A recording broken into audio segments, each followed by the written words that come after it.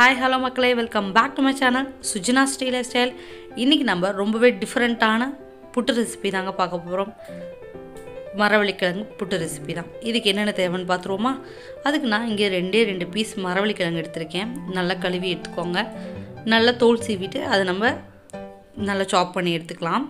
நீங்க வேணும்னாலும் பீஸா கட் பண்ணி போட்டுக்கலாம். இது நீங்க துருவி எடுத்துட்டீங்கன்னா இன்னும் ஈஸியா இருக்கும். சோ நல்லா துருவி எடுத்துக்கலாம் இத. நல்லா பொடியா துருவி எடுத்துக்கோங்க.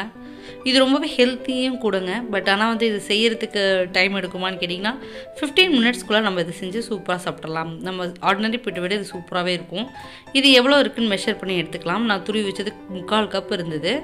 அது மாதிரி 3/4 கப்புக்கு அரிசி மாவு, இன்னொரு 3/4 கப், அதாவது 1:2 அளவு பாத்துக்கோங்க. அந்த மாதிரி அளந்து எடுத்து நம்ம நல்லா பிசைஞ்சு விட்டுக்கலாம்.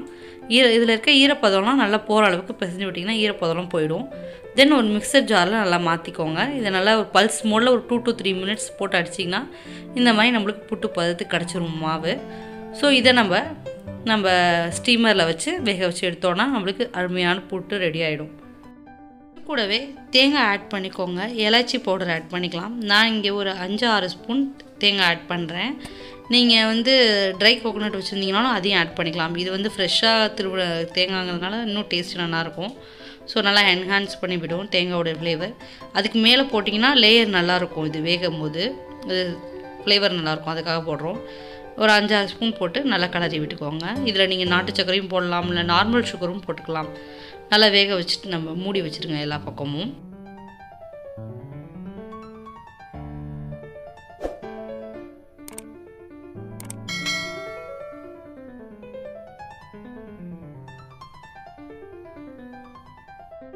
நம்ம புட்டு ரெடி ஆயிடுது. இப்போ நம்ம வந்து ஒரு ஸ்டீமர்ல வச்சு இத ஸ்டீம் பண்ணிக்கலாம். நான் இங்க குக்கர்ல வச்சிருக்கேன்.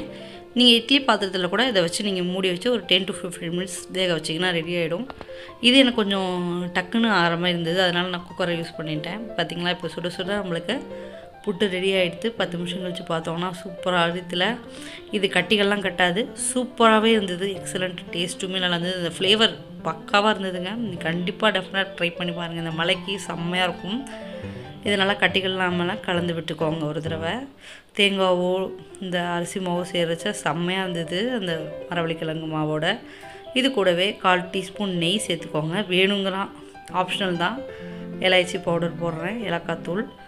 கூடவே வறுத்து வச்சிருக்க முந்திரி பருப்பு, பாதாமோ இல்ல உங்களுக்கு திராட்சை பிடிக்கும்னா திராட்சை கூட ஆட் பண்ணிக்கலாம். நல்லா இருந்தது டேஸ்ட்டுமே.